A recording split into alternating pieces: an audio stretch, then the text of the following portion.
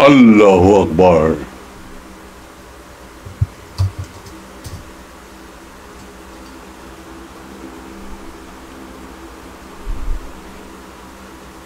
Allahu Akbar. Bismillahirrahmanirrahim. Alhamdulillah Rabbil Alamin. Assalamualaikum warahmatullahi wabarakatuh. Isang mapagpalayang araw po sa atin lahat, mga kaibigan. Ito po ang Kawal ng Demokrasya, Kawaldi Carbonell. Sa araw na ito, ngayon po ay unang araw ng September. At tayo po ay nagising matapos po ng mahabang gabi ng pagre-repaso ng mga sari-saring report mula po sa iba't ibang panig ng mundo. Abay, gumulantang po sa atin, pagising natin, walang pasok ang lahat ng government official sapagkat meron po tayong inutusan na magdala ng sulat ko sa Manila City Hall na humihingi ng permiso upang magamit ang Plaza Miranda. Alam po ninyo, Plaza Miranda, hindi po dapat kailangan dyan ng permiso sapagkat yan ang katugunan ng Pilipinas noong araw na meron tayong isang lugar na malaya ang sinumang mamamahayag, sinumang mamamayan magpahayag ng kanyang damdamin. Yan po ang Plaza Miranda. Kaya ko po dyan tinatakda, yan pong debate namin, public debate ni Senate President Chis Escudero upang sa ganon, mabigyan ko siya ng pagkakataon na maipaliwanag niya kung bakit pinagtatanggol niya sa pamamagitan ng pagsawata ng impeachment proceedings diyan po sa Senado. Ngayon, marami na pong pupunta riyan. At marami rin nagsasabing baka hindi makarating si Escudero sapagkat natatakot siya na baka ibu siya ng taong bayan. Hindi ko po papayagan yan. Ako po ang kanyang katunggali sa debate at hingin ko sa publiko na wag po magkakampihan, wag po kakampi sa kabila, wag din kakampi sa akin. Kakampi po sila sa katotohanan. Ang katotohanan na dapat talaga pagtulungan natin magapi ito pong issue ng korupsyon. Abay, ang aga-aga kanina sinabi walang pasok. Walang pasok pati mga eskwelahan. Naintindihan ko po yan kasi medyo umaambon-ambon dyan po sa Paranaque, doon po sa lugar ng aking studio. Abay, umaambon-ambon daw, sabi ng ating pong mga staff. At di umano, malakas na rainfall ang mangyayari ngayon. Ano pong ibig sabihin? Magdadagsa po ang malaking ulan at ito ay maaari na namang magbunsod sa malalim na pagbaha, malawakang pagbaha. At tuwing may baha, naisip po natin ang pagbaha ng korupsyon sa ating pong bansa. Halos lahat nagumon na po riyan. Hindi lamang po Senado, Kongreso, sa ilalim ni Speaker Martin Romualdez, bumaha ang korupsyon, bumaha ang mga budget para sa mga ghost project ng DPWH at yan po ay pinangunahan naman sa Senado ni Senate President Chis Escudero at ang isang pinakamalaking nakuhang budget sa flood control ng pangalan ay Joel Villanueva. Napakalaki po, napakagrabe ang baha dyan sa Bulacan. Kaya po, kayo nang bahala mga Bulakenyo, gawin ninyong persona non grata dyan sa Bulacan. Yang nangangalang Jesus is Lord, Joel is lying, J.I.L. Joel Villanueva. Abay, napakasinungaling po nito kasi ang sabi niya, wala akong kilalang district engineer, wala akong kilalang kontratista dyan sa flood control project o kahit anong project ng DPWH. Pagkatapos, meron nag-feed sa social media isang piging na malaki sa Bulacan. Ang sabi niya, Kinararangal ko na makasama dito sa entablado. Pinatayo niya pa. Ang aking matalik na kaibigan, si District Engineer Henry Alcantara. Matalik niya raw kaibigan, yan ang District Engineer. Yan po pinakamataas na engineer ng DPWH dyan po sa distrito ng Bulacan, Tarlac, Pampanga. Yan po si Henry Alcantara. Bilyonaryo na po yan. At yung nagpakilala sa kanya ay super billionaire sapagkat siya po ang kibuloy ng Bulacan. Ang mga Villanueva, mga kaibigan, ang Apollo Kibuloy ng Bulacan. Tandaan po ninyo yan. Ginagamit naman itong mga Bulakenyo para maging gobernador. Itong si Joel Villanueva sa darating na halalan at tatakbo naman ng Senado ang kanyang ama na si Eddie Villanueva. Kaya po nangangailangan sila ng napakalaking pondo sapagkat yan pong kailangan sa ating kurap at hindi makatotohanang hungkag na halalan ng Philippine National Elections. Ngayon, mga kaibigan, ano po ang aking nakikita kanina? Patungo po ako dito sa aking studio. Abay, umaambon-ambon ng panaka-naka. Pero wala nang school classes, walang eskwela sapagkat natakot sa pagbaha sa Parañaque. Parañaque po, grabe rin magbaha dyan. Nakaranas po tayo ng undoy nung araw. Nakaranas po tayo ng mga iba't ibang bagyo dyan po sa Parañaque. At ang Parañaque, hindi ko naman sinasabing masyadong korupsyon dyan sapagkat laganap ang pasugalan na sakop po ng Parañaque. Lahat pala ng konsyal na yan, tumatanggap po ng 50,000 a month sa casino. Lahat ng konsyal. Kung yung konsyal tumatanggap ng 50,000 a month, magkano ang tinatanggap ng mayor? Abay, may nag-text sa akin, ang sabi po 150,000 ang konsyal. Lagay ko na lamang po sa 50,000. 12 konsyal yan.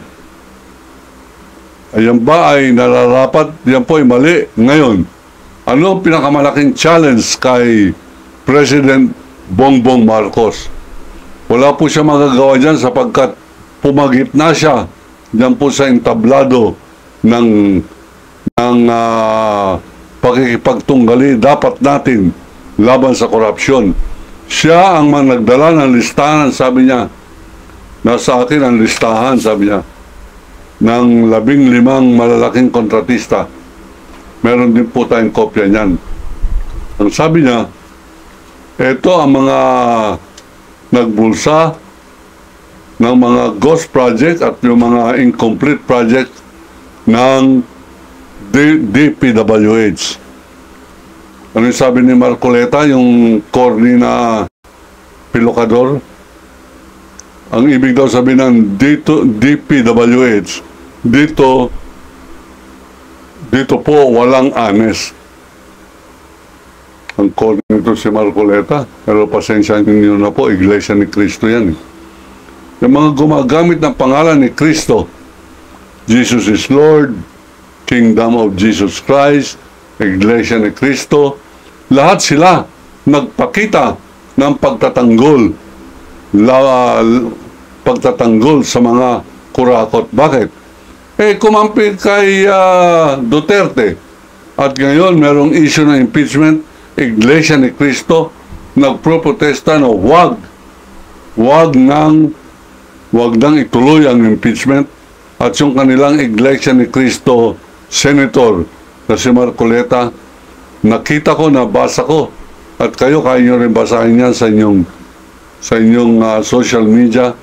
Ang sabi niya, nasaan ang kortesiya natin sa tradisyon na dapat pag by office of the Vice President, huwag natin iniimbestiga.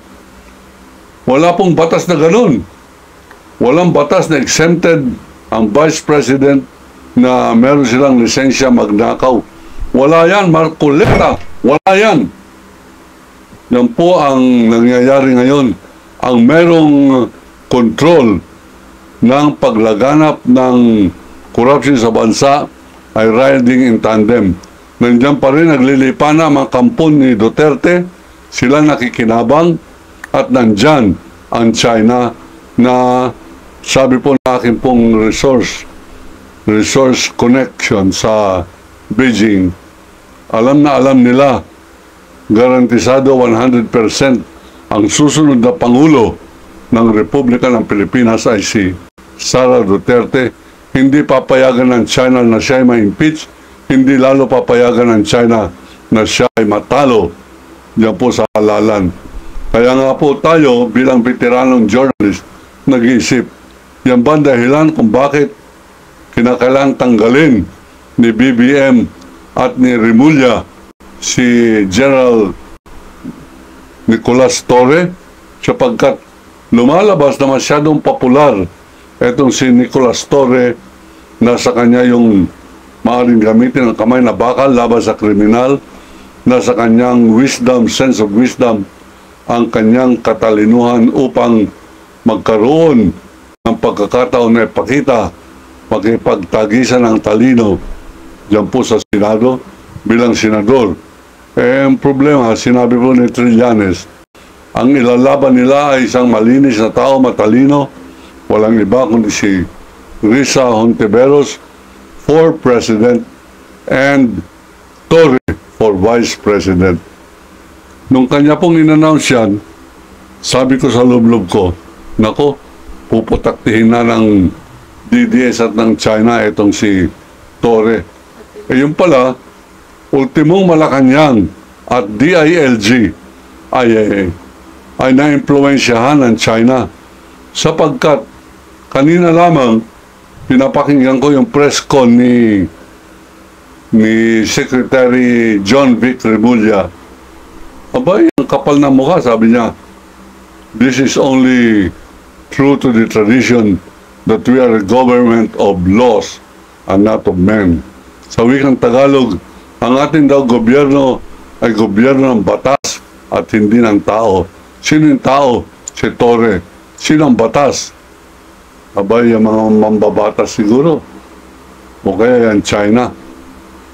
Ang nakikita ko, mukhang ang nagmaniobra ay walang iba kundi si John Vic Remulla, DILG, sapagkat traditionally, ang Philippine National Police ay under ng Department of Interior and Local Government kasama through the National Police Commission, at di umano merong gustong ipalit ni Nartates na bagong chief of police sa katauhan ng 3-star general na si General Nartates, PMA, na sabi nila nung araw, dahil daw dun sa pagka-aresto ni Kibuloy at ni Duterte, nalagpasan ni Torre ang dalawang PMA year.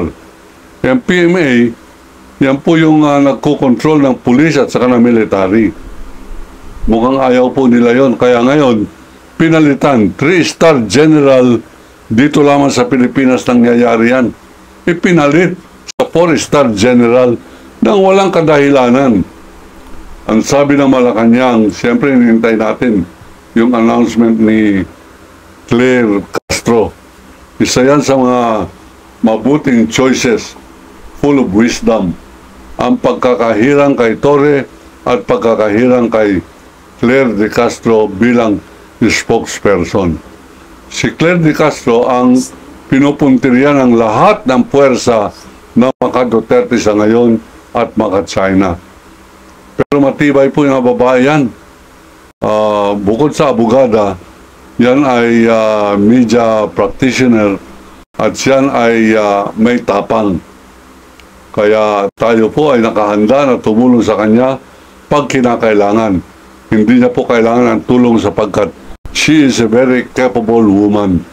Pero yung isang choice na napakabuti, yung pagpapalit ng police, first time na professional police na pinalit sa PMA. Alam po ninyo, PMA, pang militar yan. At nagkaroon lamang sila ng choice nung araw na pwede sila sa Philippine Constabulary, pwede sa Philippine Army, Philippine Navy, Philippine Air Force.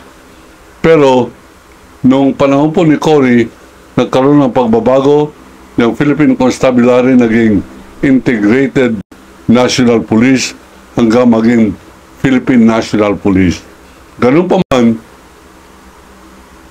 alam po ninyo, alam ng buong mundo na tayo ay katawa-tawa ang kalagayan sapagkat sa pamamagitan ni Secretary Remulla, pinalitan ng 3-star general ang 4-star general na hepe ng Philippine National Police.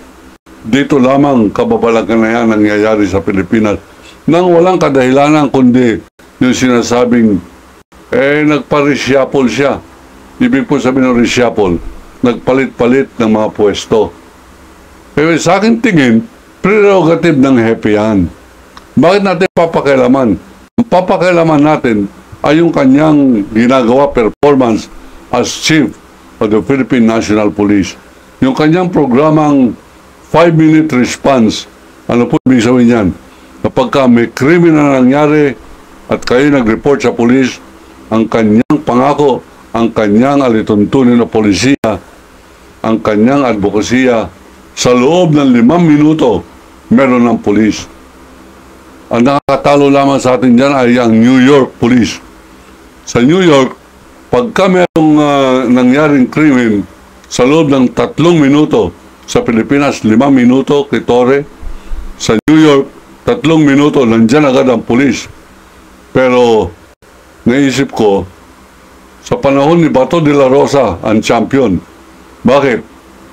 Pagka merong krimen nangyayari, nandun ang pulis kasama sa krimen o gumagawa ng krimen. Ngayon, mga kaibigan, binabago ni Torian, bawal na bawal sa pulis ang masasangkot sa krimen o sa anomalya tungkol sa mga alingas-ngas ng hindi pagtupad sa bagong tradisyon at palatuntunan ng Philippine National Police. Ngayon pa lamang naawa ako dito kay Nartates, itong PMA na ito, sapagkat napakahirap gawin yung pinapagawa ni Torre. Yung kanyang pinagagawa, kaya lamang ng isang dedicated na tao na hindi natatakot sa China, hindi natatakot sa kanino man, kundi kanyang takot lamang ay sa poong Diyos at ang taong bayan. Bihira na po ang ganyang leader. Karamihan ngayon, abay, pagnanakaw, pagkawalang hiya, masyado na pong makapal ang mukha ng ating pong mga senador. Pero tinitignan ko ng mga law books, konstitusyon, kung ano-ano, ang paraan lamang para matanggal ang isang senador na palalo ay through the ombudsman pag siya na-convict. Pero ang ombudsman natin, pati sandigang bayan, mga kaibigan, abay, pinapakawalan ng sala, pareho nila Binay, Jingo Estrada, Bong Revilla. Di wala po tayo asahan dyan. Ngayon, ang sabi nila, daanin ninyo sa balota. Ang tagal pa niyan, 2028 pa.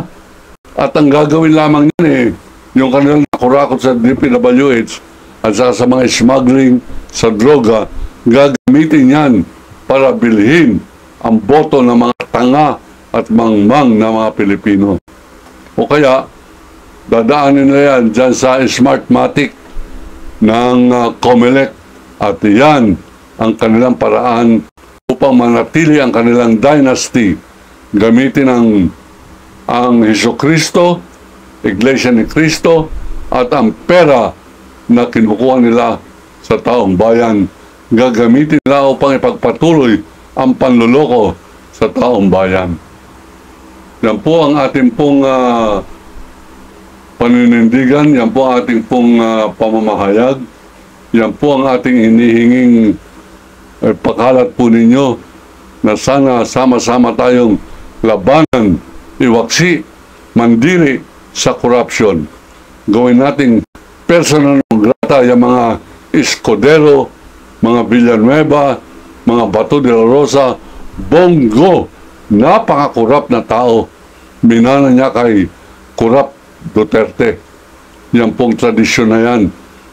Personal non grata po natin. Ano ibig sabihin to? Huwag natin payaan na meron tayong kasama sa bahay o kamag-anak na hanggang ngayon naniniwala pa kay Duterte, naniniwala pa rin kay Escudero, Villanueva, Bato de la Rosa, Amy Marcos, Robin Padilla, Cayetano, lahat ng 19 hudas ng mga senador. Pagbawal natin na yan ay respetuhin, kilalanin ng ating mga kaibigan o kamag-anak. Let us ostracize them. Ang ibig sabihin ng ostracize, pagtulong-tulungan natin, huwag pansinin, huwag bigyan ng paggalang, huwag bigyan ng pagkilala para po silang dead man natin. Ayan po ibig sabihin ng ostracize. Tayo po ay muli may pahabol po tayo para mangiti kayo sapagkat may nag-react po doon sa aking Ilonggo joke. Meron na gano'n, Sir Kawaldi, Wildy, sabi niya. Ilonggo ako pero I am not offended. And in fact, meron ako din akong joke. Ito po ang panghuli natin. Bagamat medyo matagal po programa natin ngayon, para pag naghiwalay tayo, nakangiti po kayo. Alam po ba ninyo na si Hitler ay Ilonggo? Sino si Hitler? Yan po yung commanding leader nung panahon ng giyera laban po sa mga leaders ng Free World. Ito po ay nangyari nung panahon po na kanilang sinakop ang malaking bahagi ng Europa sa kanilang pagnanais na maging superpower ng buong mundo. At napakalaki po nung kanilang kulungan, yung Golag Archipelago. Yung Golag Archipelago, may libro po yan. Ang author niyan ay si Alexander Solzhenitsyn. Pwede po kayong mag-research yan. Yan po yung pinakamasamang kulungan sa buong mundo, sa history ng buong mundo. Kaya po nagkaroon ng Geneva Conference upang wag na maulit yung kabuktutan na yan na nangyari nung panahon po ng giyera. At ito po ay hango po sa giyera na yan, ito pong pagsasabi ng ating informant na si Hitler ay Ilonggo. Bakit? Sapagkat nung nakita niyang masyado ng siksikan at masyado ng wala nang mapakain sa mga kulungan, tungkulin po nila pakainin yung mga kulong. Aba, yung ginawa ni Hitler, papatay ang karamihan na lamang na mga preso. Pero bago patayin, tinatanong niya para balanse kung taga saan. At dito po napakahaba ng pila. Iniisa-isa nila pero mabilis. Ang tanong ni Hitler ang taga-putol ng ulo, taga-tagpas ng leeg. From what country did you come from? Sagot nung gula-gula nito, uniforme. I come from America, you son of a bitch. Sabi ni Hitler, exterminate him. Patay na raw at mawala na sa mundo. Parang ipis, exterminate. Pangalawa, what country did you come from? Ang tapang ng Hitler. Yan po yung Aleman na leader na idolo ni Duterte. Sabi niya, I come from France, Viva la France. Bago niya masabi yun, exterminate him, patay din. Meron pong mukhang Asian. What country did you come from? I come from Japan, Bangsai, exterminate him. Yung kasunod kamukha niya pong medyo hindi masyado malaki. Gula-gula nito yung uniforme, walang pagkakakilan lang, madungis din. Sapagkat ilang taon na sila dyan sa putikan ng kulungan ng tawag ay Golag Archipelago. You, what country did you come from? Sabi niya, galing pala Pilipinas. I come from the Philippines, Mabu. Pag sabi niya, Mabu ang Pilipinas, hininto ni Hitler. Wait. What part of the Philippines? I come from Iloilo. Sabi, inakap siya ni Hitler. Ay, te, Ilonggo ka gali. Nag-akapan sila, mga kaibigan. Ako po si Kawal de Carbonell. Nagsasabing, iniibig ko ang Pilipinas. China, layas!